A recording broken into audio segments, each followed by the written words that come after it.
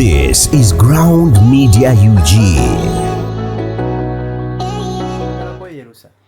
Sente wezija sinafuuka mugagga. Abeyerusa era we mubiraba. Abeyerusa abera balina sente. Kirabika osoko yerusa ng'oli mwavu. Abeyerusa bagamba kagambo ki? Simanyi. Mweyerusa oba mwaga wati mwagala. Ndi byange. Ngasimanyi nti manyi n'okuyimba.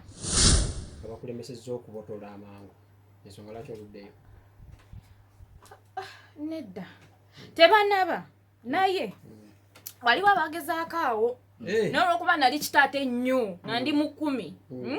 Kati era nga lwasa simumiitingangako simumanyi era nsoose kiwulira ku musajja mukulu ndi kyana kito nnyo so really tetukwata. N'abakazi mbamulaba mu bakazi abakulu ate nze ndi kyana kito nnyo.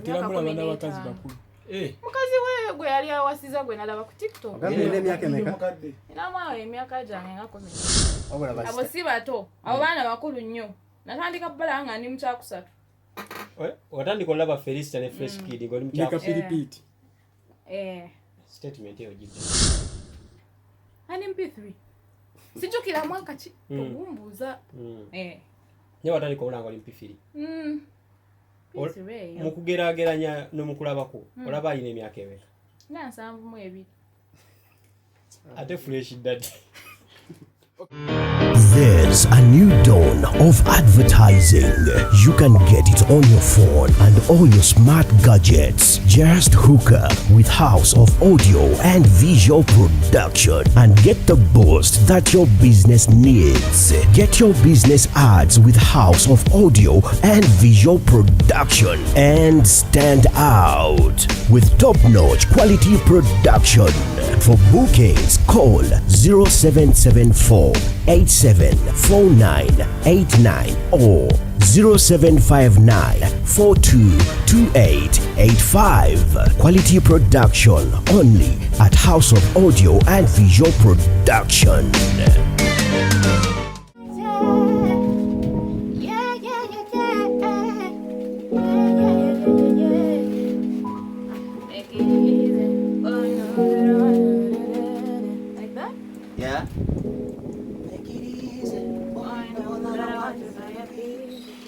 Yeah, you go. How about to make it easy? Why you know that I want to buy a pizza? Okay, make that. Yeah. Yeah, yeah. I feel the vibes, yeah, yeah, yeah, yeah.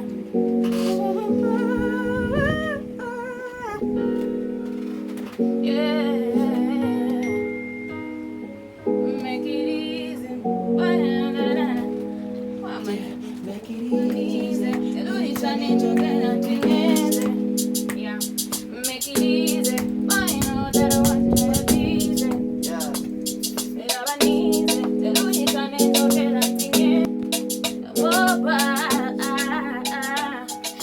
it easy. Why you know that I want to buy a busy. Labanize, rudi tane toke na tingeze. Make it easy. Why you know that I want to buy a busy. Labanize, rudi tane toke na tingeze. Why you know that I want to buy a busy. Labanize, rudi tane toke na tingeze. Nitakana wakusimu. Yeah, yeah. Nitakana wakusimu.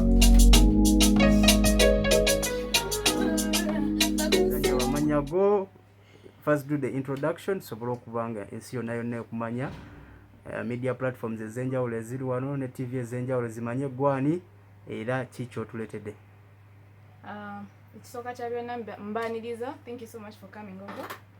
Amanya agange bambita Pretty Banks ndi muyimbi. Okay. Era nsanyusa okubalaba. Pretty Banks. Industry ogimazeemu bbanga ki? Industry eno obambale ntya. Natandika my first song ever nakafulumya mu 2019 COVID najja nembivaako so nadde nakatandika butandisi. COVID bwe yajja gwe n'omuze endongo. COVID yajja resources endongo eri expensive ate twali tetukola and all that, so I had to put it on pause and I just resumed. Okay. What do you expect from music industry? Josem joyingide. Expectations zo kyekintu kinasooka okwejjako. But kyemanyi hard work pays, consistency. So kyengenda osaba abantu kumpagira.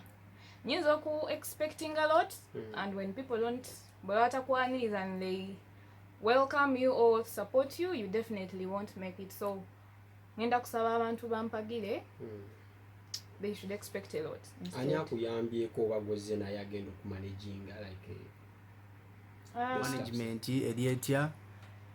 For now, sina management, but nina abantu bendi mukwogerezeganya nabo. Okay. Tunatuukawo ku understanding. Yes. But they are there. Maybe very soon. Nza kubanga Tegeza. But I had a management that I won't talk about right now. Ne like they didn't meet my expectations, so we had to depart, and I'm here. Ogenze n'otugamba nti endongo wagijoininga 2019. Before joining music wali ovaawa mu 2019? Nali ndi byange nga simanyi nti manyi n'okuyimba. Wamanyi otya nti omanyi okuyimba? Nagenda mu studio nga ngenze kukola cover ya bilibili eya King Saha. Bilibili kali kayimba kalungi nnyo nga nkagala nnyo. Naye wenyimba nga abantu bangamba, you know how to sing, naye omanyi bw'obanga ogamba bano ekibiki. So when I went to studio nentuka producer, instead of okunzikiriza nkole that cover nampamuddemo instead nangamba omanyi yimba kana akayimba. Era nenkayimba nenkateeka ku YouTube. Covid nejja ebyo. Twawuliddeko nti nno omukulu Lwasa y'omu ku bali mu kwogereza okuba nti akusayininga omugagga Lwasa, ate tulaba oli mu kategori y'abakyala baayagala. Bituufu oba? Lwasa simumiitingangako, simumanyi era nsoose kiwulira ku singa abakutuukiridde. Talina kyanjagaza, tuli musajja mukulu, ndi kyana kito nnyo, so really tetukwata. Alina okumanagibwa. Lwasa andi atandise osayininga abayimbi alina bwino ayinza okwagala naawe okumwegattako. Ekyo mbadde sikimanyi. Mbadde mulaba nze ku TV nga ne mukazi we nga balina ebizibu. Mukazi Oba Angelo baani. Nze nayimbira ku TikTok kati sibimanyi. Kati baye simanyi nti ne mu ndongo mwali. Era abanga zetteekamu, why not? Okay. Bwe tuba tukiriziganya on terms and conditions, we can work together. Bangi basuubiza ebyo naawe byoyagala akole n'atabituukiriza. Ngera bwe gambye oli mu bakazi ebika by'abakazi baayagala singa abazze. Bayagala how? Maybe question Kala endabika omubiri. bayagala okumanaginga oba. Okumanaginga n'okumanaginga. Nkyali mwana muto nnyo bino ebyo sibimanyi. Bw'ogamba nti oli mwana muto otegeeza ki? Anti kati oŋŋamba abakazi n'abakazi mbamulaba mu bakazi abakulu ate nze ndi kyana kito nnyo. Otera mulaba n'abakazi bakulu. Mukazi we gwe yali awasiza gwe nalaba ku TikTok. Ogambye olina emyaka emeka? Namwawo emyaka gyange nga 14. Mpozi enjo. Anti leera mukazi mukulu. Okay, back to music. Muyimbi kigwanyeetaaza okukola naye obudde buno? Bannange. Banja, many artists inspire me really. Like? I love Shiba, I love Noaji, I love Fik, I love Kenzo, Banji. But for now, simanyi sa kugamba sala right now, really. Sija kulimba. But Banji benandiagala okukola nabo. But they're very talented. Project ki gy'oleeta? Oh, I have a very beautiful project. Sigenda jogerako bingi. It's a different vibe, different sound. People should just wait. Omuwagizi eri akulaba ayinza kwebuuza nti oyimba music kikaaki? Kati okebere surprise. Bwe tunafulumya kana akayimba bo bagenda sala oba because wenna abagamba ebindi nja kuba njabiza, right? So nsaba balindirire, they just wait for the magic. But it's beautiful, it's unique. As I said, it's a different sound. Trust me. Who is behind the song? As in? The producer. Banyo. Okay. Yeah. Studio bagiyita Alpha Records. Alpha Records. Omuntu yenna akulaba endabika yo. Anenge gy'ogambye boli kito. asuubira bingi nnyo ebizibu ebigenda okutuukako mu ndongo naddala abasajja abatega ebibatu obeetegekedde otya kati olw'okuba nkyali muto kati bw'obeera ekito ebintu ebimu oba tobimanyi kati tujalinda nkyali kyana kito nga kyogamba kyotamanyi anti muŋŋambye ebizibu kati sinamanya olaba obeera omwana omuto kati tomanya bizibu ensonga ebaddeku ya kibatu waliwo abantu abandiyagadde okubanga bakutega ne bagamba nti owaayi oli kirungi n'atega omukono okuzanyira music sooka okole bino ba DJ ne ba presenter abamu studio ezimu zirimu ebitanda studio tekigenda soboka kubanga I'm a very principled woman very principled so that can never happen. Actually that is one of the things ebyandeetera okudelayinga maybe nga njagala nekolera ekintu nga si in all that kind of waliwo abakulemesezza okubotola amangu ensonga lwaki oluddeyo nedda tebanaba naye waliwo abagezaako awo n'olwokuba nali kitaate ennyo nga ndi mu 10 kati era nga producer presenter simanyi kuba sibaawula by then nali sibaawula nali nkyali kito nnyo nga bwe nkugambye first time okuyingira studio nali ngenze kukola ki akava song kale tumenyereyo okubamu kwabo b'okolaganyeeko nabo mu ndongo eno benkolaganyeeko nabo so konziriryemu ekibuuzo kyo maybe those people you have worked with so far. I have worked with many people right now. I've worked tegeza ba producers no because abali mu industry oba ba presenters ba DJs abayimbi bwekityo sabajjukiranga wenkugambye. First of all, when I got a management generally muso nali sibirimu nga bebakwasaganya those things, so really okay kujjukira abantu ba 2019 nga wenkugambye omwana omuto yeerabira nnyo ekyo ng'okikuliriza tekigenda okulemesa oli wa myaka 15 wasalibwa mwaka ki? Sijjukira basina kujjukira manyi myaka kati ngenda kubirako ku maama enkya enda kujja ne ansa temanyi ndi muto kyentegeeza okubeera omuto nosooka ngagawale kati weenaatuukira mu 20 nga sinafuna bugaga bwenjagala nkyasigadde mu 15. Bugaga ki bw'oyagala? Nze manyi oyagala kunkuba masasi. Ogenze n'ogamba nti ekyali kikulemeseza obutajja mangu mu ndongo oba oli awo byebintu ng'ebyo ebyabasajja abaali bayinza okutega ekibatu okola mulimu ki ssaawa zino okusobola okuba nga ate gw'okukwasaganyiza ku music yo? Ekisooka olimbyemu sinakugambako mba abasajja be bannemesa ati byoyinza okuba nga bye byakulemesa because oba tewali ssente teri music ate era aba balina okuwa ssente era mu ndabikayo basajja ekyo kijjawa endongo bwetu bwetambula endongo yo maybe sigimanyi endongo yange gyemanyi nti of course togenda kuja producer ngambe njagala luyimba ngoze buzi. You have to know that you have to pay for the services. So have a restaurant. Yavudde n'amenya ku bayimbi abamu abatalina disco ye bw'abeera alaba oli muyimbi muto naye ekisaawe kyozzeemu mulimu abayimbi ab'enjawulo ani gw'olaba n'ogamba ono wadde nzize naye nono talina ndongo? Seetegereza nnyo. Bw'aba ali mu music industry ekitegeeza aba alina music mwamutegeera mutya? It's through music, right? Kati simanyi eyo statement. I'm sorry simanyi kyakuddamu but if the fact that ongambye waliwo abayimbi teri asobola afuuka muyimbi nga talina ki disiko ani gw'olaba nti eyeevumbeera era bwenzijjo yavaawo? sirina gwendaba naye nkugambye nkyali kito kati ebintu ebimu ebyo byabakulu.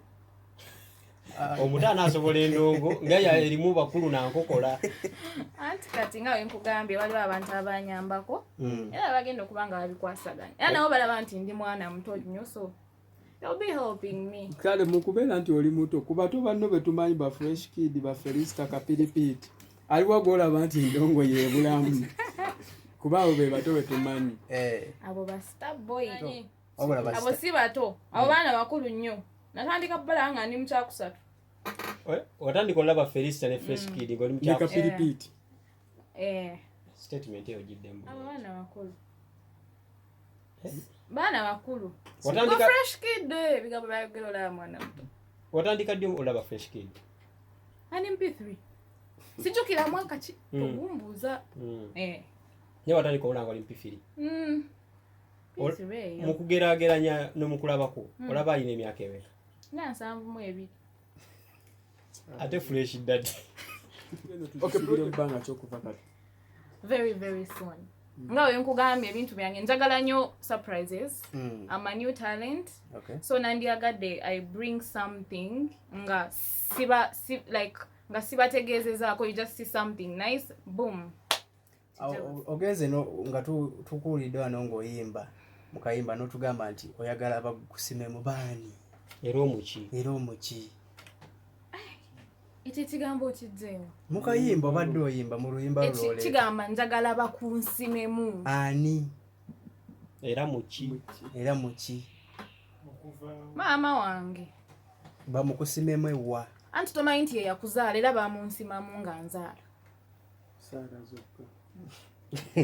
okakasa bazaala bati muvaamu omwana bwe mpulira we nasoma kati naawe bamo bagenda mukusimamu njagala bakunsimamu we nazaala omwana baja munsimamu neera bansimamu maama wange Baby alimanyi byonna. Egombo ina experience.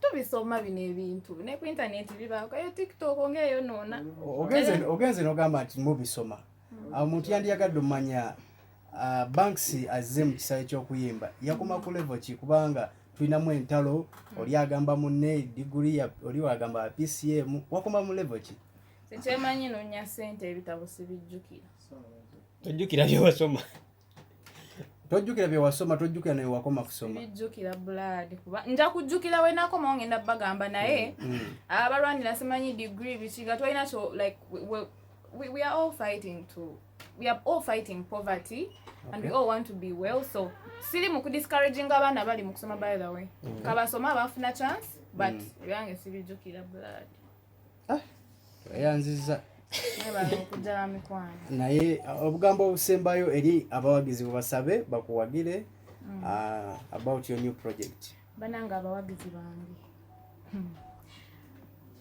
mbasaba muwagire Pretty Banks, good music is coming, enyimba ennungi ezakabi kyensaba kiri kimu mumpagire buwagizi and yeah muwagire Uganda music by the way. There are very many talents out there that are suffering nga tebalina babakwatako, so if you have a chance to okwata ku talenti yonna gy'osobola please just yamba omwana